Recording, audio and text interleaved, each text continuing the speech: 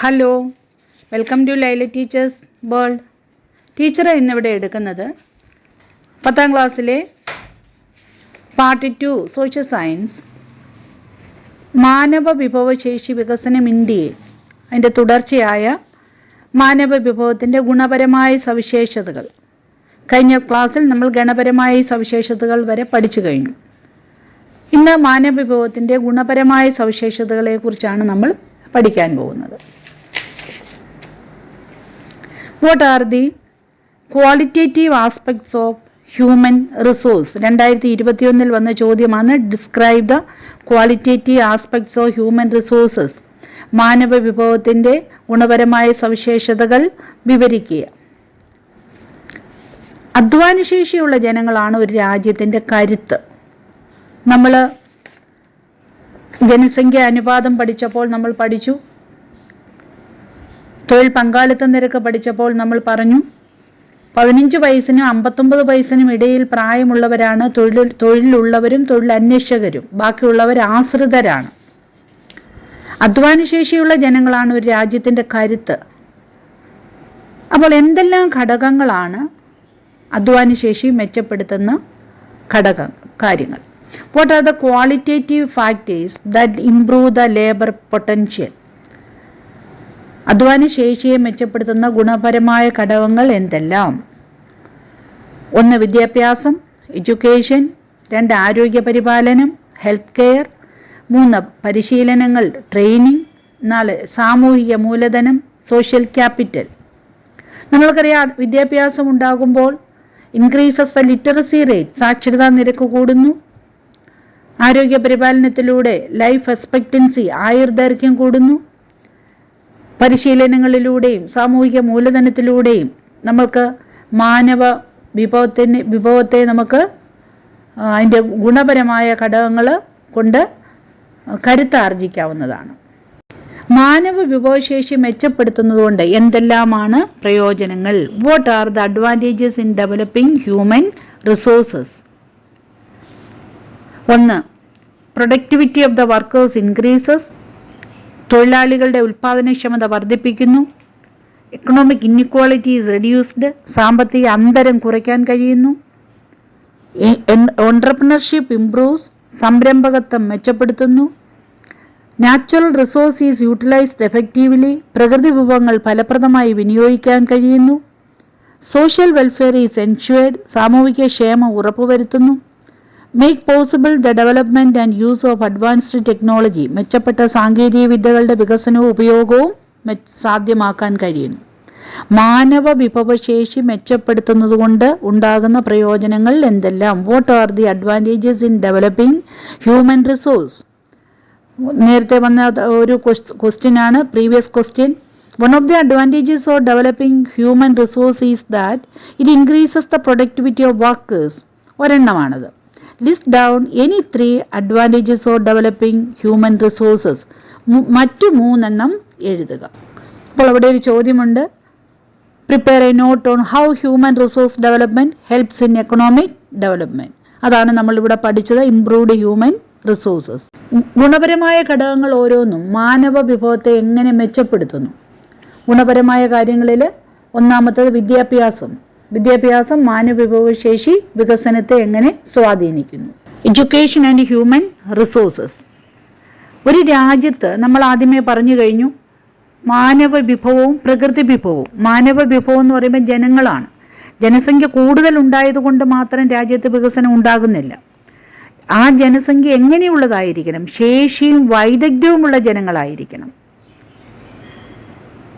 A mere increase in the population will not lead to the development of a country. It requires people with potential and skills. വൈദഗ്ധ്യമുള്ള ജനങ്ങളെ വാർത്തെടുക്കുന്നതിൽ കാര്യമായ പങ്ക് വഹിക്കുന്ന ഒരു ഘടകമാണ് വിദ്യാഭ്യാസം. Education has a major role in moulding skilled people. എങ്ങനെയാണ് വിദ്യാഭ്യാസം ഒരു രാജ്യത്തിൻ്റെ വികസനത്തെ സഹായിക്കുന്നത്? ഇവിടെ ഒരു ഫ്ലോ ചാർട്ട് തന്നിട്ടുണ്ട്. How does education help in the development of a country? Flow chart വളരെ ഇമ്പോർട്ടൻ്റ് ആണ്, ശ്രദ്ധിക്കുക. വിദ്യാഭ്യാസം എങ്ങനെയാണ് ഒരു രാജ്യത്തിൻ്റെ വികസനത്തെ സഹായിക്കുന്നത്? Flow chart. Education improves the skills of individuals. വ്യക്തികളുടെ കഴിവ് മെച്ചപ്പെടുത്തുന്നു. Betters the technological know how, സാങ്കേതിക വിദ്യകൾ ഉപയോഗിക്കാനുള്ള അറിവ് ലഭിക്കുന്നു. Helps to secure better job and income, മെച്ചപ്പെട്ട തൊഴിലും വരുമാനവും നേടാനാവുന്നു.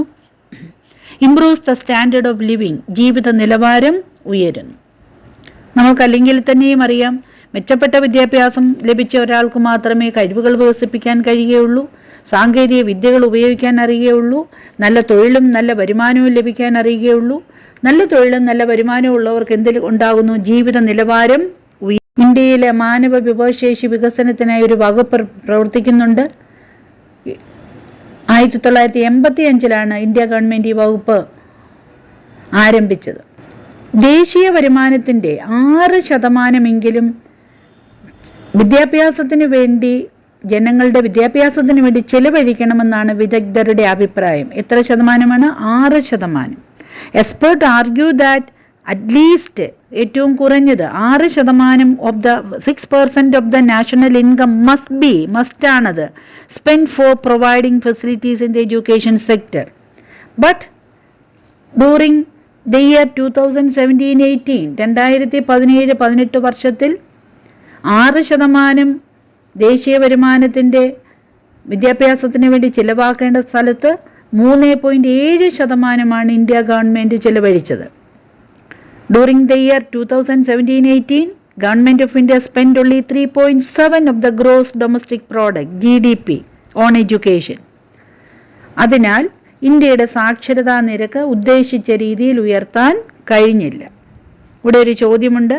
In India the literacy rate could not be improved along the expected lines. പ്രതീക്ഷിച്ച അത്രയും ഉയർത്തുവാൻ ഇന്ത്യയിലെ വിദ്യാഭ്യാസത്തിന് കഴിഞ്ഞില്ല. എന്തുകൊണ്ടെന്നുള്ളതിൻ്റെ ഉത്തരമാണ് During the year 2017-18, Government of India spent only 3.7% of the gross domestic product on education. The national income, at least 6% must be spent for providing facilities in the education sector. ഇന്ത്യയിലെ സാക്ഷരതാ നിരക്കാണ്, India literacy rate ആണ് തന്നിരിക്കുന്നത്. സ്ത്രീകൾ 65.46, mail പുരുഷന്മാർ 82.14, total 74.04 ഇന്ത്യയിലെ സ്ത്രീകളുടെയും പുരുഷന്മാരുടെയും സാക്ഷരതാ നിരക്ക്. എന്താണ് സാക്ഷരതാ നിരക്ക്? ലിറ്ററസി റേറ്റ് എന്നാൽ എന്ത്? It is the percentage of population that can read and write with comprehension. 100 ജനസംഖ്യയിൽ 100 പേരിൽ എത്ര പേർക്ക് ആശയം മനസ്സിലാക്കി എഴുതാനും വായിക്കാനും അറിയുന്നു എന്നതാണ് സാക്ഷരതാ നിരക്ക്. ജനസംഖ്യയിൽ 100 പേരിൽ അല്ലെങ്കിൽ എത്ര പേർക്ക് ആശയം മനസ്സിലാക്കി എഴുതാനും വായിക്കാനും അറിയുന്നു എന്നതാണ് ലിറ്ററസി റേറ്റ് അല്ലെ സാക്ഷരതാ നിരക്ക്. വിദ്യാഭ്യാസവും നൈപുണ്യവും മെച്ചപ്പെടുത്തുന്നതിനായി എന്തെല്ലാം പദ്ധതികളാണ് നമ്മുടെ രാജ്യത്ത് നടപ്പിലാകുന്നത്? പ്രോജക്റ്റ് ഗോൾസ്, ഇത് നന്നായിട്ട് പഠിക്കുക.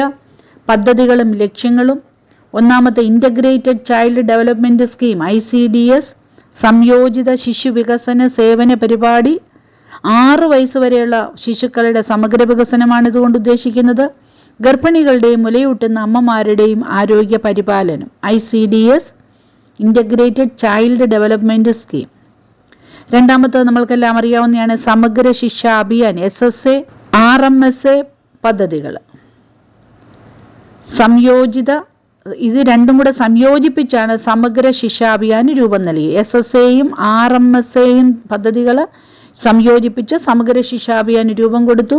സമഗ്ര ശിക്ഷ അഭിയാൻ SSA സാർവത്രിക വിദ്യാഭ്യാസം ഹയർ സെക്കൻഡറി വരെ ഉറപ്പുവരുത്തുക, തുല്യതയും ഗുണനിലവാരവും ഉറപ്പുവരുത്തുക, തൊഴിൽ അധിഷ്ഠിത വിദ്യാഭ്യാസം പരിപോഷിപ്പിക്കുക, SCERT, ഡയറ്റ് തുടങ്ങിയ അധ്യാപക പരിശീലന കേന്ദ്രങ്ങൾ ശക്തിപ്പെടുത്തുക. ഇതായിരുന്നു SSAയുടെ ലക്ഷ്യങ്ങൾ. 2021 വന്ന ചോദ്യമാണ് mention the goals of SSA. SSAയുടെ ലക്ഷ്യങ്ങൾ എന്തെല്ലാം? അങ്ങനെ ഓരോ കോളത്തിലേതും നമ്മളോട് ചോദിക്കുക. 2021 SSA വന്നെങ്കിൽ 2022 അടുത്ത ചോദ്യമായി വേറൊരു കോളമായിരിക്കാം ചോദിക്കുക. മൂന്നാമത്തെ പദ്ധതിയാണ് രാഷ്ട്രീയ ഉച്ചതൽ ശിക്ഷാ അഭിയാൻ RUSA. രാഷ്ട്രീയ ഉച്ചതൽ ശിക്ഷാ അഭിയാൻ ഉന്നത വിദ്യാഭ്യാസ ലഭ്യത വർദ്ധിപ്പിക്കുക, to increase the access to higher education. ഉന്നത വിദ്യാഭ്യാസത്തിൻ്റെ ഗുണനിലവാരം ഉയർത്തുക, to improve the quality of higher education. നാലാമത്തെ പദ്ധതിയാണ്, പ്രോജക്റ്റാണ് national skill development and monetary reward scheme.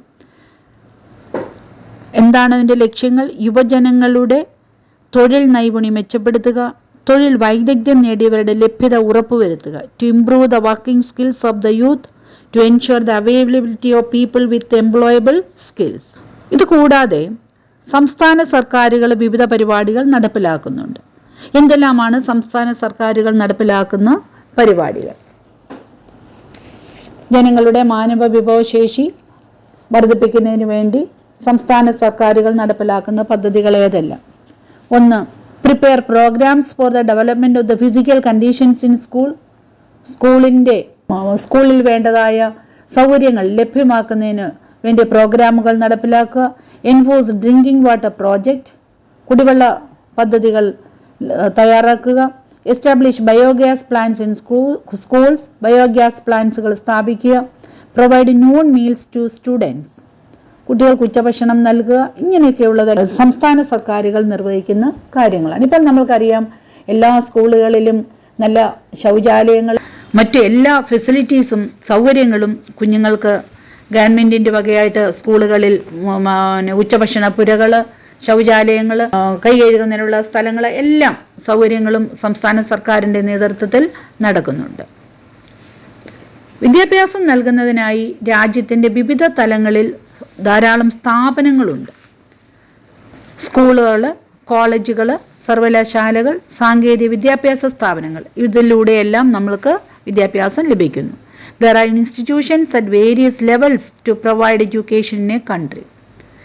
Example, schools, colleges, universities, technical education institutions.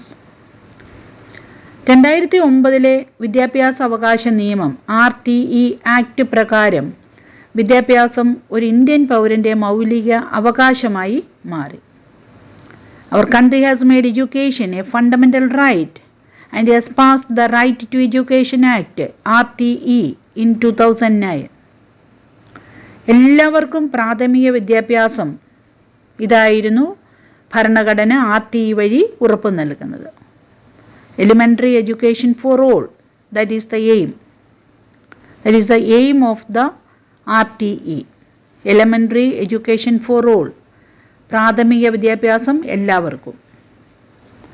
ഇന്ത്യയിൽ വിദ്യാഭ്യാസ രംഗത്ത് ഇനിയും പരിഹരിക്കേണ്ട പ്രശ്നങ്ങൾ എന്തെല്ലാം? What are the problems still exist in the education sector of India which needed to be solved? പരിഹരിക്കേണ്ടതായ പ്രശ്നങ്ങൾ വിദ്യാഭ്യാസ രംഗത്ത് എന്തെല്ലാം? പ്രാഥമിക വിദ്യാഭ്യാസം പൂർത്തിയാക്കാതെ ഒരു വിഭാഗം വിദ്യാലയങ്ങളിൽ നിന്ന് കൊഴിഞ്ഞു പോകുന്നുണ്ട്. നമ്മൾക്കറിയാം, 14 വയസ്സ് വരെ കുട്ടികൾക്ക് വിദ്യാഭ്യാസം അവരുടെ അവകാശമാണ്. അത് പൂർത്തിയാക്കാതെ പോകുന്ന കുട്ടികൾ, കൊഴിഞ്ഞു പോകുന്ന കുട്ടികൾ, certain sections drop out from schools without completing primary education. വിദ്യാഭ്യാസ മേഖലയിൽ അടിസ്ഥാന സൗകര്യങ്ങളുടെ ലഭ്യതക്കുറവ് രണ്ടാമത്തെ എഡ്യൂക്കേഷൻ സെക്ടറിൽ കാണുന്ന പരിഹരിക്കപ്പെടാത്ത പ്രശ്നങ്ങളിലൊന്നാണ്.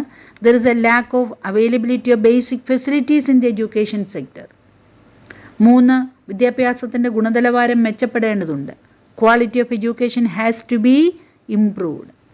ഇന്ത്യയിൽ വിദ്യാഭ്യാസ രംഗത്ത് ഇനിയും പരിഹരിക്കേണ്ട പ്രശ്നങ്ങൾ എന്തെല്ലാം? അടുത്തത്, മാനവ വിഭവശേഷി വികസനത്തിൻ്റെ ഗുണപരമായ സവിശേഷതകൾ. രണ്ടാമത്തേത്, ആരോഗ്യ പരിപാലനം. മാനവ വിഭവശേഷി വികസനവും ആരോഗ്യ പരിപാലനവും എന്താണെന്ന് നമ്മൾക്ക് നോക്കാം. എന്താണ് ആരോഗ്യം? ആരോഗ്യമെന്നാൽ എന്ത്? ആരോഗ്യമെന്ന് പറയുമ്പോൾ നമ്മൾ പലപ്പോഴും ശാരീരികമായ ആരോഗ്യമെന്ന് മാത്രമാണ് ഉദ്ദേശിക്കുന്നത്. ആരോഗ്യമെന്ന് ലോകാരോഗ്യ സംഘടന WHO നിർവചിച്ചിരിക്കുന്ന ശാരീരികമായും മാനസികമായും സാമൂഹികവുമായ സുസ്ഥിതിയാണ് ആരോഗ്യമെന്ന് പറയുന്നത്. According to the World Health Organization, health is a state of physical, mental and social well-being. എന്ന് പറഞ്ഞാൽ ശാരീരികമായ അവസ്ഥയോടൊപ്പം നമ്മൾ മാനസികവും സാമൂഹികവുമായ അവസ്ഥയ്ക്ക് കൂടി പ്രാധാന്യം നൽകുന്നു. ആരാണ് നമ്മളുടെ ആരോഗ്യ പരിപാലനത്തിന് കാര്യത്തിൽ ശ്രദ്ധ എടുക്കേണ്ടത്? എല്ലാവരുടെയും ആരോഗ്യ പരിപാലനം ഉറപ്പുവരുത്തേണ്ടത് ഗവൺമെൻറ്റാണ്. എങ്കിൽ മാത്രമേ രാജ്യത്തിൻ്റെ സാമ്പത്തിക വികസനത്തിനായി ഓരോ വ്യക്തിക്കും പ്രവർത്തിക്കാനാവൂ.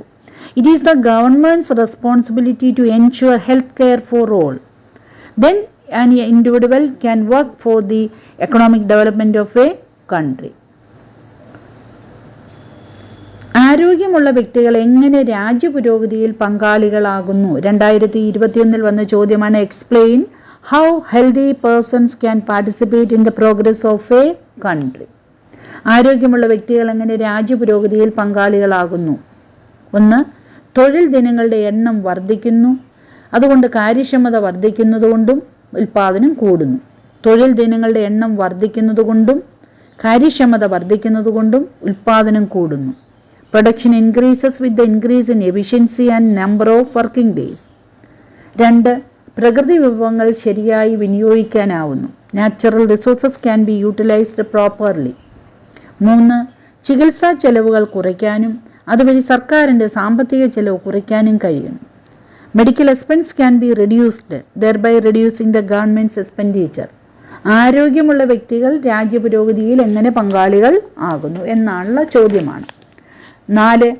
Economic development is possible through increase in production. ഉൽപാദന വർധനവിലൂടെ മാത്രമേ സാമ്പത്തിക വികസനം സാധ്യം ആവുകയുള്ളൂ. എങ്കിൽ ആരോഗ്യം ഉള്ള വ്യക്തികൾ എങ്ങനെ രാജ്യത്തിൻ്റെ പുരോഗതിയിൽ പങ്കാളികളാകുന്നുവെങ്കിൽ എന്നാണ് നമ്മളിപ്പോൾ പഠിച്ചതെങ്കിൽ ആരോഗ്യ പരിപാലനത്തിനായി ഒരുക്കേണ്ടതെല്ലാം സൗകര്യങ്ങൾ എന്തെല്ലാം? ഒരാൾക്ക് ആരോഗ്യമുണ്ട്, മാനസികവും ശാരീരികവും ആരോഗ്യമുണ്ട് എങ്കിൽ ഉണ്ടാകണമെന്നുണ്ടെങ്കിൽ എന്തെല്ലാം സൗകര്യങ്ങളാണ് ഒരുക്കേണ്ടത്? 1. പോഷകാഹാര ലഭ്യത, അവൈലബിലിറ്റി ഓഫ് ന്യൂട്രീഷ്യസ് ഫുഡ്. ശുദ്ധജല ലഭ്യത, അവൈലബിലിറ്റി ഓഫ് ക്ലീൻ വാട്ടർ. രോഗപ്രതിരോധ സംവിധാനങ്ങൾ, പ്രിവെൻറ്റീവ് മെഷേഴ്സ്. ശുചിത്വ പരിപാലനം, ക്ലെൻലിനെസ്. ചികിത്സാ സൗകര്യങ്ങൾ, മെഡിക്കൽ ഫെസിലിറ്റീസ്. വിശ്രമവും വിനോദവും ഉറപ്പുവരുത്തൽ, ensuring of leisure and entertainment. ആരോഗ്യകരമായ പരിസ്ഥിതി, ഹെൽത്തി എൻവയൺമെൻറ്റ്. ആരോഗ്യ പരിപാലനത്തിനായി ഒരുക്കേണ്ട സൗകര്യങ്ങൾ എന്തെല്ലാം? What are the facilities to be ensured for health care? അപ്പോൾ ഈ പറഞ്ഞതായ സൗകര്യങ്ങൾ ലഭിക്കുന്നതിന് വേണ്ടി നിരവധി സ്ഥാപനങ്ങൾ നമ്മുടെ നാട്ടിൽ പ്രവർത്തിക്കുന്നുണ്ട്. ഏതെല്ലാം സ്ഥാപനങ്ങളാണ് ചികിത്സാ രംഗത്ത് വിവിധ തലങ്ങളിൽ പ്രവർത്തിക്കുന്നത്? അവിടെ നമുക്കൊരു ചിത്രം കാണാം. All India Institute of Medical Science, AIIMS എന്ന് നമ്മൾ പറയും. ആധുനിക ചികിത്സാ സൗകര്യവും മികച്ച ഡോക്ടർമാരുടെ സൗകര്യവും ലഭിക്കുന്നതിൻ്റെ ഭാഗമായിട്ട് ആരംഭിച്ച ഒന്നാണിത്. രാജ്യത്തിൻ്റെ വിവിധ ഭാഗങ്ങളിലെ 9 all India Institute of Medical science പ്രവർത്തിച്ചു വരുന്നു. അപ്പം ചികിത്സാ രംഗത്ത് വിവിധ തലങ്ങളിൽ പ്രവർത്തിക്കുന്ന സ്ഥാപനങ്ങൾ, സർക്കാർ ഒരുക്കിയിരിക്കുന്ന സ്ഥാപനങ്ങൾ ഏതെല്ലാം? which are they? The government has set up institutions that work at different levels in the medical sector. Which are they? Medical colleges, district hospitals, ജില്ലാ ആശുപത്രികൾ, കമ്മ്യൂണിറ്റി ഹെൽത്ത് സെൻറ്റേഴ്സ്, സാമൂഹിക ആരോഗ്യ കേന്ദ്രങ്ങൾ, പ്രൈമറി ഹെൽത്ത് സെൻറ്റേഴ്സ്, പ്രാഥമിക ആരോഗ്യ കേന്ദ്രങ്ങൾ, health sub centres, ആരോഗ്യ ഉപകേന്ദ്രങ്ങൾ. ഇതൊക്കെ നമ്മൾക്ക് എല്ലാവർക്കും അറിയാവുന്ന, നമ്മൾ അവിടെയും ഇവിടെയൊക്കെ ഹോസ്പിറ്റലിൽ പോകുമ്പോൾ നമ്മൾ വായിക്കുന്നതാണ്. മെഡിക്കൽ കോളേജ്, ജില്ലാ ആശുപത്രി, സാമൂഹിക ആരോഗ്യ കേന്ദ്രങ്ങൾ, പ്രാഥമിക ആരോഗ്യ കേന്ദ്രങ്ങൾ, ആരോഗ്യ ഉപകേന്ദ്രങ്ങൾ. കുഞ്ഞുങ്ങളിനിയും അവിടെ നാട്ടിൻ പുറത്തുള്ളതും ടൗണുകളിലുള്ളതുമായ ഹോസ്പിറ്റലുകളിൽ പോകുമ്പോൾ എന്താണ് അതിൻ്റെ ഹെഡിങ് എന്ന് നമ്മൾ വായിച്ചു നോക്കണം നമ്മൾ. ഇനി എവിടെയെല്ലാമാണ് ആശുപത്രികൾ പ്രവർത്തിക്കുന്നത്? സഹകരണ മേഖലയിലും സ്വകാര്യ മേഖലയിലും. Various hospitals in the cooperative and private sectors. Modern treatment ലഭിക്കുന്നതായ മൾട്ടി സ്പെഷ്യാലിറ്റി ഹോസ്പിറ്റലുകൾ നമ്മൾക്കുണ്ട്. ആധുനിക ചികിത്സാ സൗകര്യം ലഭ്യമാക്കുന്ന മൾട്ടി സ്പെഷ്യാലിറ്റി ആശുപത്രികൾ പ്രവർത്തിക്കുന്നു. ഏതെല്ലാം രീതിയിലുള്ള ചികിത്സാ സമ്പ്രദായങ്ങളാണ് നമ്മുടെ രാജ്യത്ത് നിലനിൽക്കുന്നത്? There are several institutions which provide different systems of medicine like Ayurveda, yoga, naturopathy, Unani, Siddha and homoeopathy. നമ്മളുടെ നാട്ടിൽ, നമ്മളുടെ ഇന്ത്യയിൽ ഉള്ളതായ ചികിത്സാ സമ്പ്രദായങ്ങളാണ് ആയുർവേദം, യോഗ, നാച്ചുറോപ്പതി, യുനാനി, സിദ്ധ, ഹോമിയോപ്പതി. ഗുണമേന്മയുള്ള ആരോഗ്യ സേവനങ്ങൾ എല്ലാവർക്കും ലഭ്യമാക്കുന്നതിന് വേണ്ടി ദേശീയ ഗ്രാമീണ ആരോഗ്യ മിഷൻ, ദേശീയ നഗരാരോഗ്യ മിഷനും പ്രവർത്തിക്കുന്നു. അപ്പം ഗുണമേന്മയുള്ള ആരോഗ്യ സേവനങ്ങൾ എല്ലാവർക്കും ലഭിക്കുന്നതിന് വേണ്ടി പ്രവർത്തിക്കുന്ന 2 സ്ഥാപനങ്ങളാണ് ദേശീയ ഗ്രാമീണ ആരോഗ്യ മിഷനും ദേശീയ നഗര ആരോഗ്യ മിഷനും. നമുക്ക് പേരിൽ തന്നെ നമ്മൾക്കറിയാം, ദേശീയ ഗ്രാമീണ മിഷൻ ഗ്രാമങ്ങളിൽ പ്രവർത്തിക്കുന്നു, ദേശീയ നഗരാരോഗ്യ മിഷൻ നഗരങ്ങളിലും പ്രവർത്തിക്കുന്നു. ദേശീയ ഗ്രാമീണ ആരോഗ്യ മിഷൻ ഗ്രാമീണ മേഖലയിൽ പ്രവർത്തിക്കുമ്പോൾ 50,000-ലധികം ജനസംഖ്യയുള്ള പട്ടണങ്ങളിലെ ചേരി നിവാസികൾക്കും മറ്റ് പാർശ്വവൽക്കരിക്കപ്പെട്ടവർക്കും മെച്ചപ്പെട്ട ആരോഗ്യ സേവനങ്ങൾ ഏത് വഴി ലഭിക്കുന്നു? ദേശീയ നഗര ആരോഗ്യ മിഷൻ വഴി ലഭിക്കുന്നു. National Rural Health Mission and National Urban Health Mission function to make available quality health services to the rural sector and urban sector. The National Urban Health Mission provides improved health services to the residents of urban slums and other marginalized people in towns with a population of more than 50,000. ഇത്തരം പ്രവർത്തനങ്ങളുടെ ഫലമായി ഇന്ത്യയിലെ ആയുർദൈർഘ്യം മെച്ചപ്പെടുത്താൻ കഴിഞ്ഞിട്ടുണ്ട്. So as a result of these programs, the life expectancy in India has been improved. ഇവിടെ ഒരു പട്ടിക തന്നിട്ടുണ്ട്.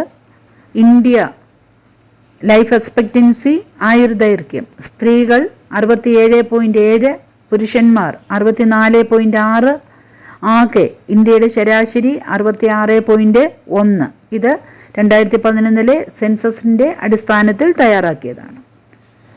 എന്താണ് ആയുർദൈർഘ്യം? ശരാശരി എത്ര വയസ്സ് വരെ ഒരു വ്യക്തി ജീവിച്ചിരിക്കുന്നു എന്നതാണ് ആയുർദൈർഘ്യം. നമ്മൾ ആനയെ എടുക്കുമ്പോൾ, ആമയെ എടുക്കുമ്പോൾ, അല്ലെ ഓരോ ജീവികളെക്കുറിച്ചും നമ്മൾ പറയും ഇതിന്ന ജീവിയുടെ ആയുർദൈർഘ്യം ഇത്ര എന്ന് നമ്മൾ പറയും. ശരാശരി എത്ര വയസ്സ് വരെ ഒരു വ്യക്തി ജീവിച്ചിരിക്കുന്നു, ഇതാണ് life expectancy is the expected average years of life of A person lives. അപ്പോൾ ഈ പാഠത്തിൽ നമ്മൾ മാനവവിഭവശേഷിയെക്കുറിച്ചാണ് പഠിച്ചത്. പ്രകൃതി വിഭവം പോലെ തന്നെ പ്രധാനപ്പെട്ടതാണ് മനുഷ്യവിഭവവും. പ്രകൃതി വിഭവങ്ങളിൽ മനുഷ്യ അധ്വാനം കൂടി ചേരുമ്പോഴാണ് ഉൽപ്പാദന വർധനവ് ഉണ്ടാകുന്നത്. അതുവഴി ഒരു രാജ്യത്തിന് സാമ്പത്തിക വികസനം ഉണ്ടാകുന്നു. ഇത് മെച്ചപ്പെടുത്തുന്നതിന് വേണ്ടി, മാനവവിഭവങ്ങളെ മെച്ചപ്പെടുത്തുന്നതിന് വേണ്ടി വിദ്യാഭ്യാസ രംഗങ്ങളിലും ആരോഗ്യ രംഗങ്ങളിലും ആസൂത്രിതമായ ശ്രമങ്ങൾ ഉണ്ടെങ്കിൽ മാത്രമേ മാനവവിഭവത്തിൻ്റെ ലഭ്യതയും ഗുണമേന്മയും ഉറപ്പുവരുത്താനും വികസനം കൈവരിക്കുവാനും സാധിക്കുകയുള്ളൂ. Thank you. കുഞ്ഞുങ്ങൾക്ക് ടീച്ചർ പഠിപ്പിച്ചത് മനസ്സിലായി എങ്കിൽ ലൈക്ക് ചെയ്യാനും ഷെയർ ചെയ്യാനും സബ്സ്ക്രൈബ് ചെയ്യാനും മറക്കരുത്. Thank you.